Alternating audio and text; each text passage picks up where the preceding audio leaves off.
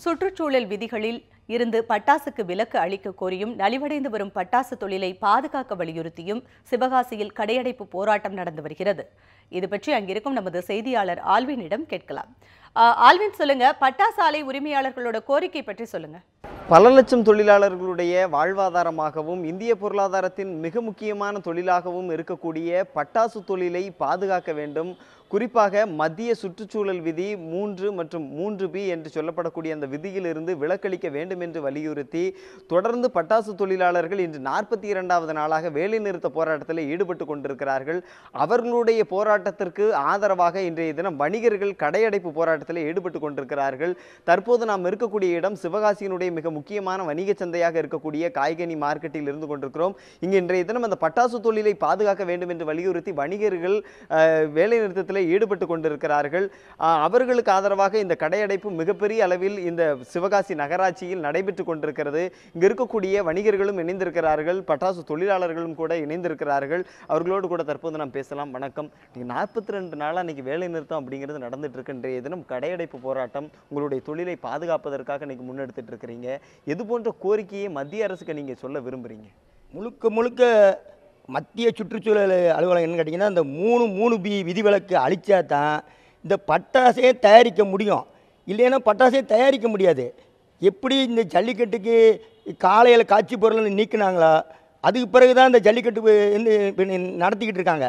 அதே போல் இந்த 3B விதியை வந்து மத்திய சுற்றுச்சூழல் அலுவலகம் வந்து நீக்கினா தான் பட்டாசு தயாரிக்க முடியும்.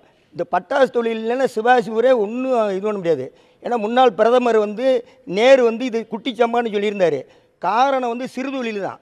முழுக்க இந்த பட்டாசு தொழிலை நம்பி தான் இப்போ நான் வந்து சிறு தொழில் பஞ்சிங் வச்சுருக்கேன். கட்டிங்கி, நேமினேஷன், ஆப்செட்டு, இன்னும் பல தொழில் பிளேட் மேக்கிங்கு, பல அச்சக உரிமையாளர் சிறு தொழில் அதிகம் உள்ள ஊர் வந்து சிவகாசி ஊர் தான். இந்த பட்டாசு ஓடலைன்னா சிவகாசி ஊர் வாழ்வாரமே முழுக்க போயிடும். இப்போ 42 நாளாக நாங்கள் வந்து வேலை இல்லாமல் தண்டாடிக்கிட்டு இருக்கோம். முழுக்க உடனடியாக இது வந்து இன்னும் காலதாமப்படுத்தாமல் உடனே வந்து மத்திய சுற்றுச்சூழல் அலுவலகம் உடனே நடவடிக்கை எடுக்கணும். இப்போ இங்கே இருக்கக்கூடிய மேலும் ஒரு தொழிலாளரோட பேசலாம். வணக்கம். இந்த அளவுக்கு நீங்கள் ஒரு வணிகமாக இருக்கக்கூடிய நிலையில் இவ்வளவு நாள் வேலைநிறுத்தம் நடக்கிறதுனால எது போன்ற பெரிய இழப்புகள், ஒரு மிகப்பெரிய தொழில் பாதிக்கப்பட்டிருக்கு? என்ன மாதிரியான இழப்புகளை சந்திச்சுட்டு? எல்லா தொழிலுமே பாதிக்கப்பட்டுள்ளது. நான் டெய்லி ஒரு 500 ரூபாய்க்கு சரகட்டு போய் எனக்கே ஒரு 200 ரூபா சம்பளம் பார்ப்பேன். அது கூட இப்போதைக்கு பார்க்க முடியல. ஊரை விட்டு பாதி பேர் வெளியூருக்கு தான் போகிறாங்க பிழப்ப தேடி. இப்படி அந்த மாதிரி போயாச்சுன்னா சிவகாசி சுத்தமாக இல்லாமல் போயிடும். அதற்கு மத்திய அரசும் மாநில அரசும் பார்த்து ஒரு நடவடிக்கை எடுக்கணும். இங்கே இருக்கக்கூடிய அவர்களுடைய கருத்துக்களை கூட நாம் கேட்டோம். குறிப்பாக இந்த சிவகாசியில் மட்டும் 1070க்கும் மட்ட பெரிய மற்றும் சிறு அந்த பட்டாசு உற்பத்தி என்பது நடைபெற்று கொண்டிருக்கிறது. ஆகவே இப்படி இருக்கக்கூடிய நிலையில் இந்த சிவகாசியை சுற்றி இருக்கக்கூடிய பல லட்சம் குக்கிராமங்கள், பல்வேறு குக்கிராமங்களினுடைய அந்த பல லட்சம் தொழிலாளர்களுடைய வாழ்வாதாரம் இன்று மிகப்பெரிய கேள்விக்குள்ளாகி இருக்கிறது. அவர்களுக்கு ஆதரவாகத்தான் இன்றைய தினம் இந்த இடத்திலே மிகப்பெரிய அளவிலான இந்த கடையடைப்பு போராட்டத்தை அவர்கள் நடத்தி கொண்டிருக்கிறார்கள். இன்னும் சற்று நேரத்தில் இங்கு இருக்கக்கூடிய பல குக்கிராமங்களை சேர்ந்த அந்த தொழிலாளர்களும் அந்த உரிமையாளர்களும் இங்கிருந்து நேரடியாக விருதுநகர் மாவட்ட ஆட்சியர் அலுவலகம் சென்று அங்கு மிகப்பெரிய அளவிலான போராட்டத்திலும் ஈடுபட்டு தங்களுடைய கோரிக்கையை அரசுக்கு தெரிவித்து ஒரு உந்துதலுக்கு மத்திய அரசை உட்படுத்த வேண்டும் என்ற நோக்கத்தோடு இன்றைய தினம் இந்த போராட்டங்கள் எல்லாம் முன்னெடுக்கப்பட்டு கொண்டிருக்கிறது. ஆகவே இந்த தொழிலாளர்களுடைய வாழ்வாதாரத்தை எந்த அளவிற்கு பாதுகாக்க அரசு முன்வர வேண்டும் என்பதும் அதற்கு தேவையான நடவடிக்கை எடுக்க வேண்டும் என்பதும் கோரிக்கையாக இருந்து கொண்டிருக்கிறது.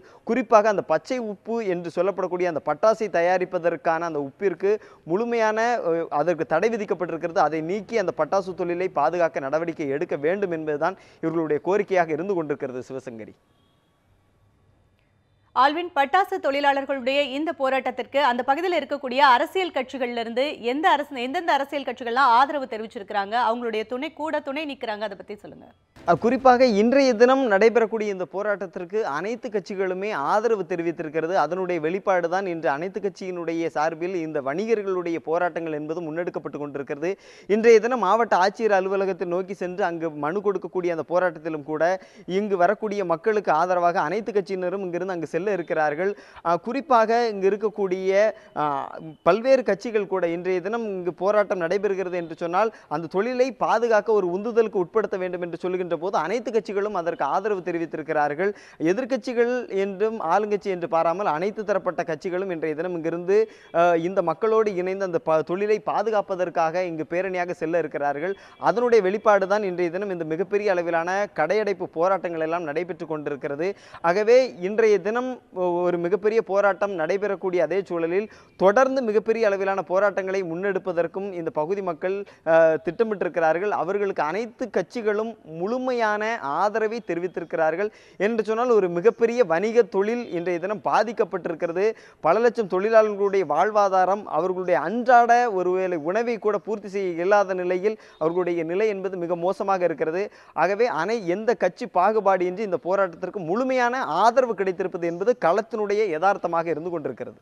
பட்டாசு தொழிலாளர்களுடைய வாழ்க்கை நிலை, அவர்களுடைய போராட்டம் குறித்த தகவல்களை பதிவு செய்ததற்கு நன்றி ஆல்வின்.